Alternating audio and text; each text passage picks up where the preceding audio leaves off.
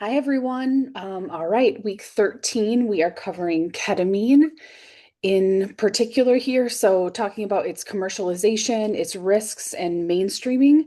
Ketamine is positioned very differently than psilocybin and MDMA. One, because they are scheduled differently. Psilocybin and MDMA are both Schedule 1 substances, whereas ketamine is a Schedule 3. So, as many of you, particularly those of you who are in California, are aware, there are many ketamine clinics. So, there's just like different implications with the more widespread use and application of ketamine for various um, mental health diagnoses. So our first reading was simply titled ketamine. It was our one of our chapters in the text. So let's talk a little bit about it. So, ketamine represents one of the most significant paradigm shifts in modern psychiatry. Unlike traditional antidepressants, which often take 3 to 6 weeks to show effects, ketamine can produce meaningful symptom relief within hours to days. This is especially important for individuals with treatment resistant depression who have not responded to conventional interventions. Additionally, ketamine's ability to rapidly reduce suicidal ideation distinguishes it from nearly all other psychiatric medications. This has led some scholars to describe it as one of the most important antidepressant breakthroughs in decades. Clinically, this challenges the long-standing assumption that antidepressant effects must emerge slowly over time. So, ketamine occupies a unique position. It is both a legitimate medical treatment and a substance with recreational misuse potential. At lower anesthetic doses, ketamine produces altered states of consciousness that resemble psychedelic experiences, including dissociation, imagery, and shifts in perception. However, unlike classic psychedelics, it is classified as a Schedule 3 drug, meaning it has accepted medical use and lower regulatory barriers to research. This dual identity creates tension in clinical practice. Some providers attempt to minimize its psychoactive effects, while others intentionally utilize them therapeutically. So, a central tension in ketamine treatment is whether its psychoactive effects are incidental or essential. In the biomedical model, ketamine is treated like a traditional medication. Its dissociative effects are viewed as undesirable side effects.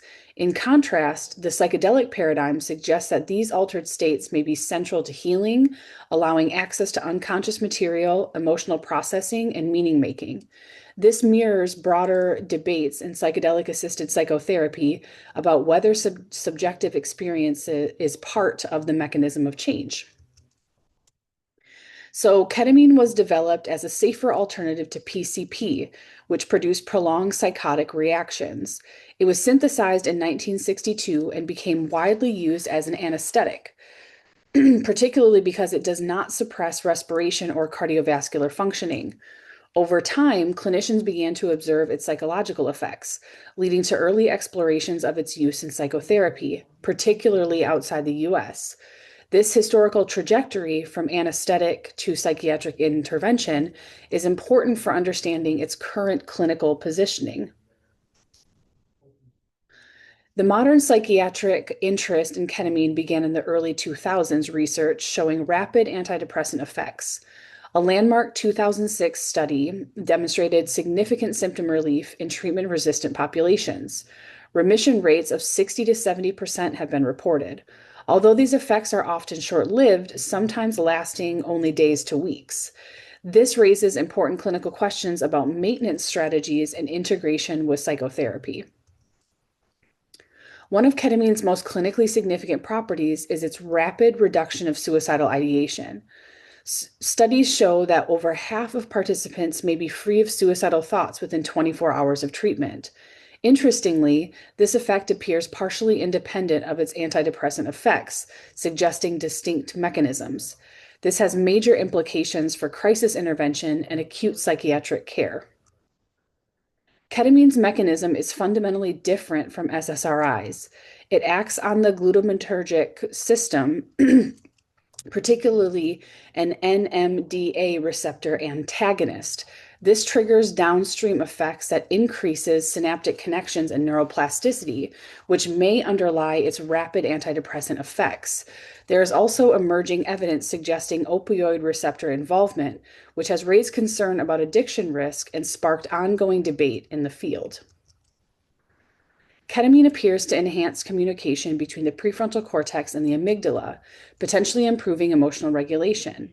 It also increases blood flow in brain regions implicated in mood and cognition, such as the anterior cingulate and the orbital frontal cortex. These neurobiological changes align with clinical observations of increased cognitive flexibility and emotional processing.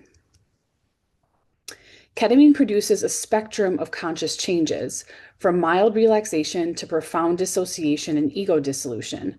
At higher doses, individuals may experience out of body states, mystical experiences, or what resemble near death experiences. These altered states are central to the psychedelic psychotherapy model and may facilitate therapeutic breakthroughs by disrupting rigid cognitive patterns. Ketamine experiences can be conceptualized in stages, ranging from mild dissociation to profound mystical states. Lower doses allow for verbal processing and therapeutic engagement, while higher doses may induce ego dissolution and transcendental experiences. These higher level experiences have been associated with stronger therapeutic outcomes, particularly in addiction treatment. While ketamine is best known for treating depression, research is expanding into multiple psychiatric conditions. Studies show promising results for PTSD, OCD, anxiety disorders, and substance use disorders. In some cases, combining ketamine with psychotherapy appears to extend treatment benefits, highlighting the importance of integration work.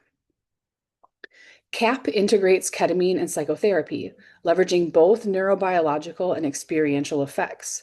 The neuroplastic window created by ketamine may enhance therapeutic learning, while the subjective experience allows for emotional processing and insight.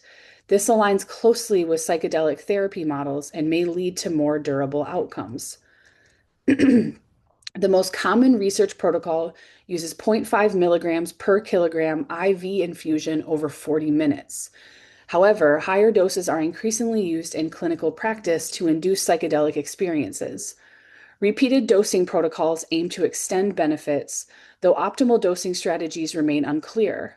Route of administration also significantly affects absorption and clinical effects. S-ketamine is the S-enantiomer of ketamine, and represents the first FDA-approved rapid-acting antidepressant. It is administered intranasally in clinical settings with monitoring.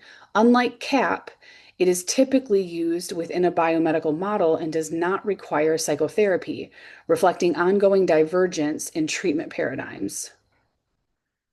Common short-term side effects include dissociation, dizziness, and elevated blood pressure, which typically resolve quickly. Long-term risks remain unclear due to limited longitudinal data. Evidence from heavy recreational users suggests potential cognitive and urological damage, though this is less evident in clinical populations. Addiction risk appears primarily psychological rather than physical. Despite growing use, many fundamental questions remain unanswered. There is ongoing debate about whether the psychedelic experience is essential or incidental. Additionally, best practices for dosing, integration, and long-term care are still evolving. These uncertainties make ketamine a rapidly developing but still unsettled area of clinical practice. So, in summary, ketamine represents a transformative development in psychiatry, offering rapid relief for conditions that have been historically difficult to treat. Its unique mechanism, combined with its subjective effects, positions it at the intersection of neuroscience and psychotherapy. However, the field is still evolving, and clinicians must navigate both its promise and its uncertainties. So, moving to our next chapter about adverse effects of psychedelics at large, and then we'll pivot into ketamine specific effects. So, this reading shifts us into a risk and safety lens. One of the most important takeaways is that adverse effects in psychedelic use cannot be understood purely pharmacologically. They are deeply shaped by set and setting. Historically, much of the harm associated with psychedelics emerged in uncontrolled recreational environments. In contrast, modern clinical trials, with careful screening, preparation, and monitoring, have shown significantly fewer severe adverse events. This distinction is critical for how we conceptualize both risk and ethical practice. Effects can be categorized broadly across systems, but psychological effects are by far the most common. These include anxiety, panic, and distress, which are often expected and transient. Physiological effects, such as increased heart rate or nausea, also occur but are typically mild in clinical settings. Importantly, serious adverse events are rare in controlled environments, but more common in recreational or poorly supervised contexts. Psychological distress is the most frequently observed adverse effect. This includes acute anxiety, fear, and even transient paranoia or delusional thinking. However, these effects are generally short lived and resolve within hours after the session. Clinically, this reframes distress not necessarily as harm, but as part of the therapeutic process, especially when properly supported. Neurological effects are usually mild and transient. Headaches are particularly common, especially with psilocybin. Cognitive impairment, such as difficulty concentrating, is expected during acute intoxication but resolves afterward. Seizures are rare and primarily reported in uncontrolled settings, reinforcing the importance of screening and monitoring. Psychedelics commonly produce moderate increases in blood pressure and heart rate. These effects are usually short lived and not associated with serious complications in healthy individuals under supervision. However, this has important implications for screening, especially for clients with cardiovascular conditions. Long-term risks are often overstated in public discourse. Persistent effects such as HPPD are rare, and enduring psychosis is extremely uncommon, especially in screened populations. Interestingly, large population studies suggest that psychedelic use is not associated with increased mental health problems and may even correlate with reduced distress. This challenges stigma-based assumptions. Harm reduction is foundational in psychedelic work. Preparation helps reduce anxiety and increase psychological safety. The presence of a trained, supportive guide is critical during challenging experiences. Integration ensures that insights are processed and incorporated into daily life. These principles significantly reduce risk and enhance outcomes. Ketamine, so this is shifting specifically into ketamine. So ketamine differs significantly from classic psychedelics in both mechanism and subjective effects. Its dissociative properties are more pronounced, and its pharmacology involves glutamate rather than serotonin systems. These differences lead to a distinct risk profile that clinicians must understand. Ketamine commonly produces dissociation and mild psychotomimic, my bad, y'all. These are typically short-lived and resolve within a few hours after administration. Clinically, these effects may be distressing if unprepared, but therapeutic if properly framed and supported. Neurological side effects are common but generally mild. These include dizziness, sedation, and temporary memory issues. Importantly, these effects typically resolve shortly after the session, reinforcing ketamine's relatively favorable acute safety profile. Ketamine produces predictable increases in blood pressure and heart rate. In some cases, these increases may require medical management, though they typically resolve quickly. This highlights the importance of monitoring during administration. Nausea is one of the most common side effects of ketamine and tends to be dose related. While uncomfortable, it is generally manageable and transient. Pre-treatment strategies, such as antiemetics, are often used in clinical settings. Long-term risks are primarily associated with heavy, frequent recreational use rather than clinical dosing. These include cognitive impairments and urinary tract issues such as cystitis. so having cysts that inflame. This distinction is important when discussing safety with clients. Ketamine has some potential for psychological dependence, particularly due to its dissociative effects. However, physical dependence is less common. Careful screening for substance use history is essential to minimize risk in clinical populations.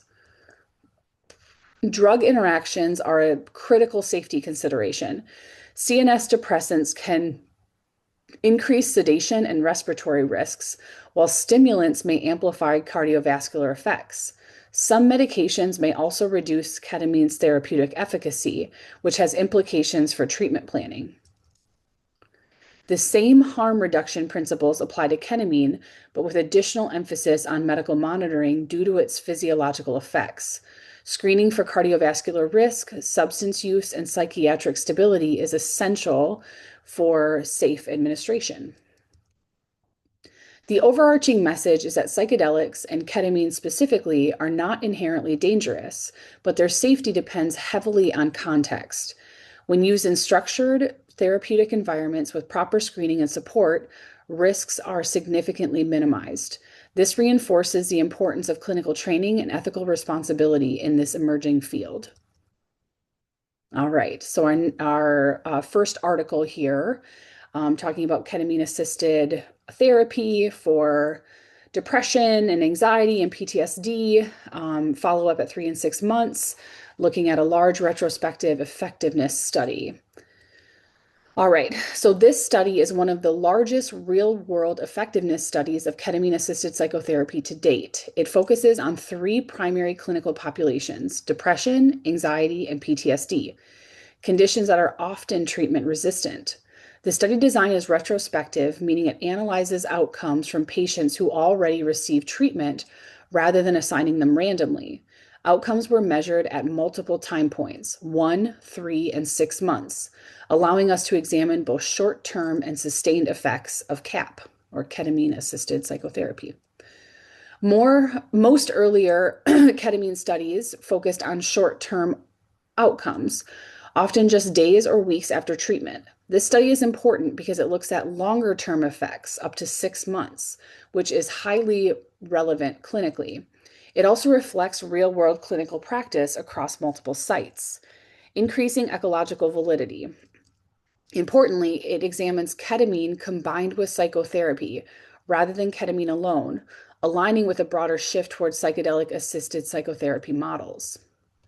The sample is quite large, with over 1,800 participants, which strengthens the statistical power of the findings.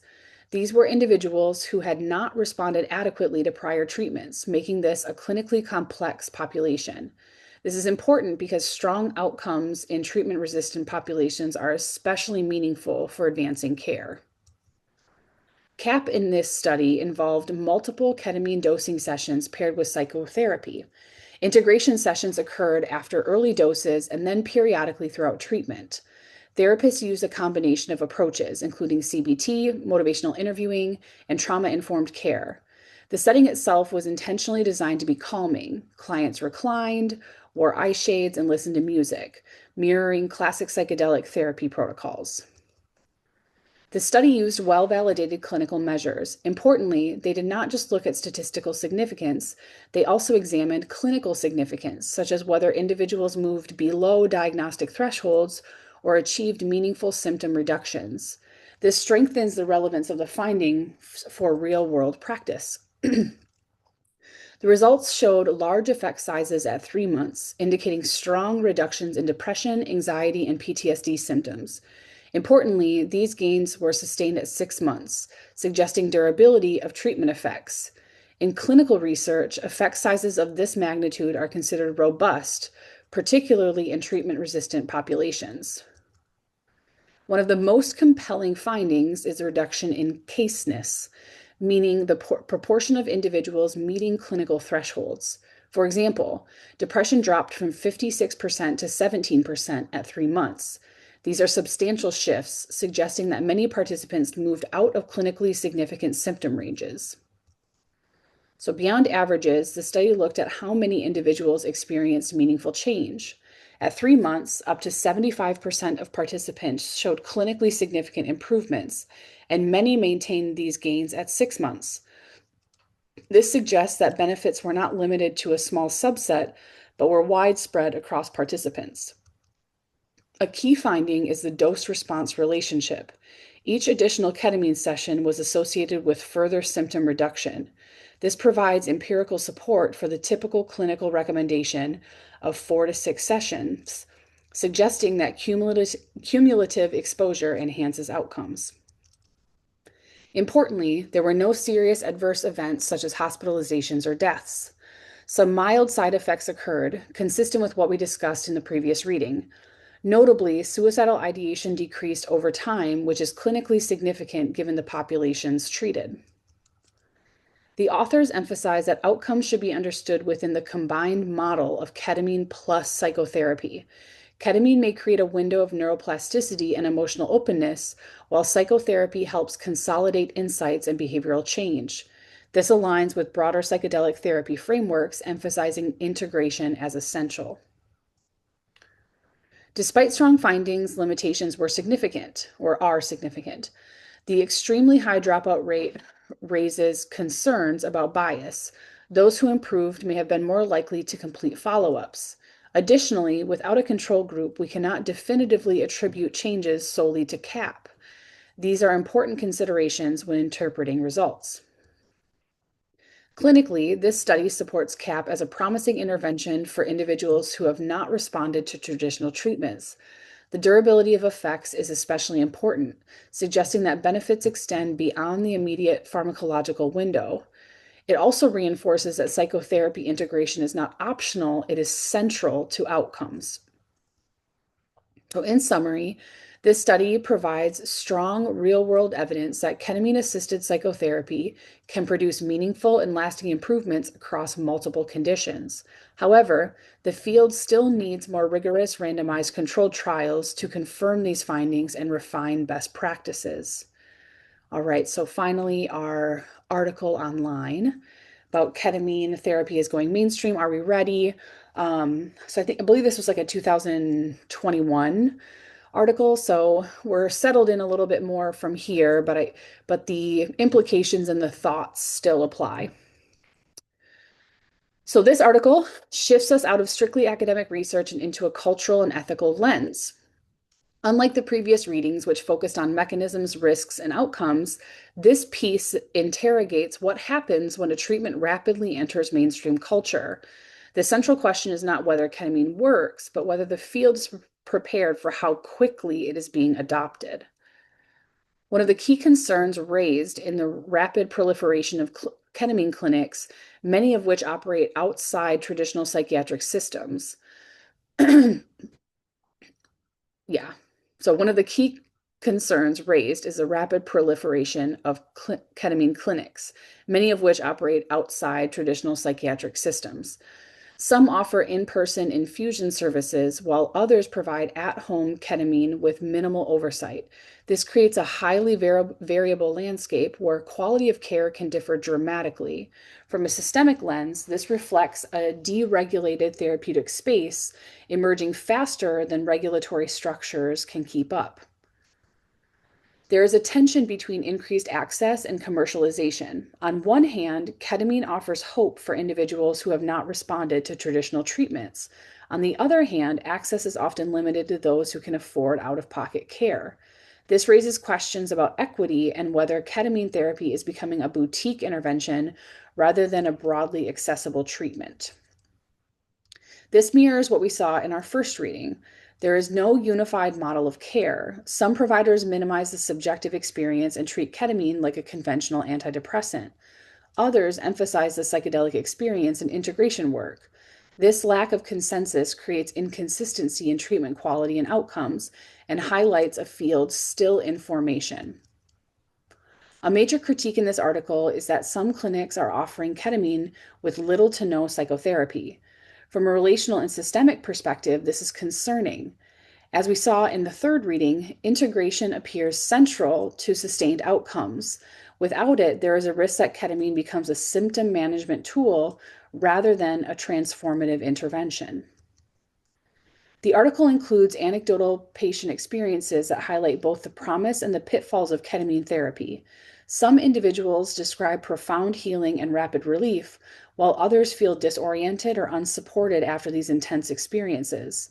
This variability reinforces the importance of context, preparation, and follow up care. Safety concerns emerge particularly in less regulated environments. Without thorough screening, individuals with contraindications, such as certain psychiatric or medical conditions, may receive treatment.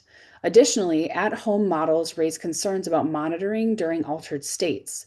This connects directly to our second reading on adverse effects and the importance of structured care. The article describes a kind of gold rush dynamic where investors and companies are rapidly entering the psychedelic therapy space. This creates pressure to scale services quickly, sometimes ahead of scientific consensus. From a systemic perspective, this introduces tensions between care ethics and market forces. This reading serves as a counterbalance to the enthusiasm generated by clinical studies. While the evidence is promising, it is still emerging. There is a risk that public narratives may outpace the science, leading to inflated expectations among patients and providers.